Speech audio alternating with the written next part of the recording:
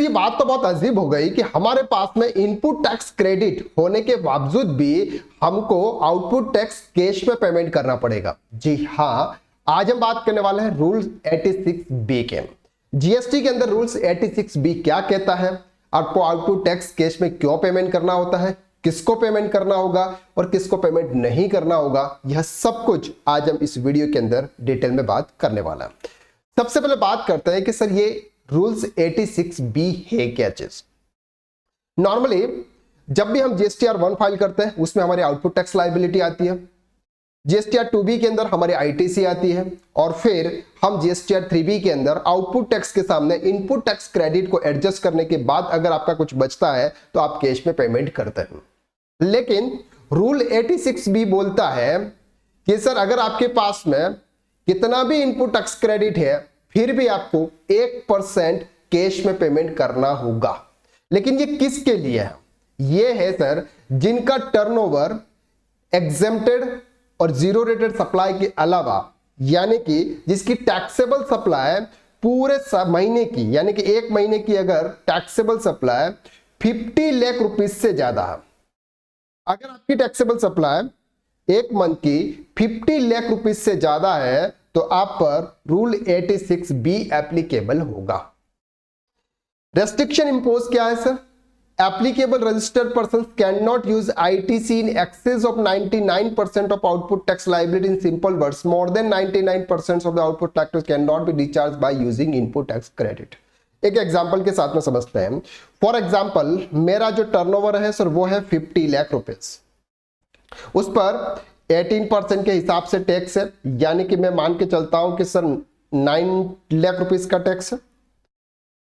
50 lakh rupees की मेरी taxable supply है, 9 लाख रुपीस का मेरा टैक्स है और मेरे पास में अभी भी आईटीसी पड़ी हुई है सर 10 लाख रुपीस की। लेकिन रूल 86B बोलता है कि आप ये जो 9 लाख रुपीस की जो आउटपुट टैक्स लायबिलिटी है इसके सामने आप ये पूरा 10 लाख रुपीस के सामने एडजस्ट नहीं कर सकते।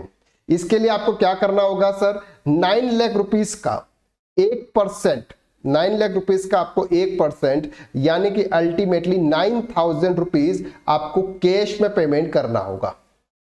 9,000 रुपीस आपको कैश में पेमेंट करना होगा। लेकिन ये रूल्स एप्लीकेबल किसके लिए सर? जिनका टैक्सेबल सप्लाई एक मंथ की 50 लाख रुपीस से ज्यादा है। अगर आप स्मॉल टैक्स पेयर है, आपकी एक महीने की टैक्सेबल सप्लाई सर 50 लाख रुपए से कम है तो यह रूल्स आपके ऊपर एप्लीकेबल नहीं है, आपको बिल्कुल भी टेंशन लेने की जरूरत नहीं है। अब बात करते हैं सर एक्सेप्शन क्या इस केसेस में, कि अगर मेरा 50 लाख रुपीस से ज्यादा का भी टर्नओवर है, एग्जेम्प्टेड सप्लाई है, तो मेरे लिए कुछ एक्सेप्शन है सर? हाँ बिल्कुल। If the person paid more than 1 lakh as an income tax under Income Tax Act 1961 each of the last 2 financial year, अगर आपने लास्ट 2 फाइनेंशियल ईयर में 1 लाख रुपीस से ज्यादा का अगर आपने इनकम टैक्स पे किया हुआ है तो आप 86B को ऑप्ट नहीं करोगे तो भी चल जाएगा।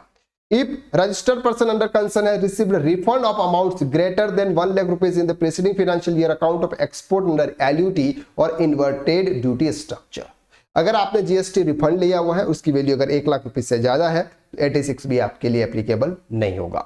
If the registered person under concern has discharged the liability towards output tax electronic cash ledger amount of excess 1% cumulatively of the output tax liability of the said month current financial year, मतलब यह है कि sir अगर आपने previous month में 1% से ज्यादा output tax liability cash में पेमेंट किया हुआ है, 1% से ज्यादा अगर आपने किसी भी प्रीवियस मंथ में आउटपुट टैक्स लायबिलिटी को कैश में पेमेंट किया हुआ है तो फिर उस मंथ में आपको रूल 86B एप्लीकेबल नहीं होगा। एंड गवर्नमेंट डिपार्टमेंट है, पब्लिक सेक्टर अंडरटेकिंग है, लोकल अथॉरिटी है, स्टैट्यूटरी अथॉरिटी है, इन पर्संस के लिए रूल 86B एप्लीकेबल नहीं है।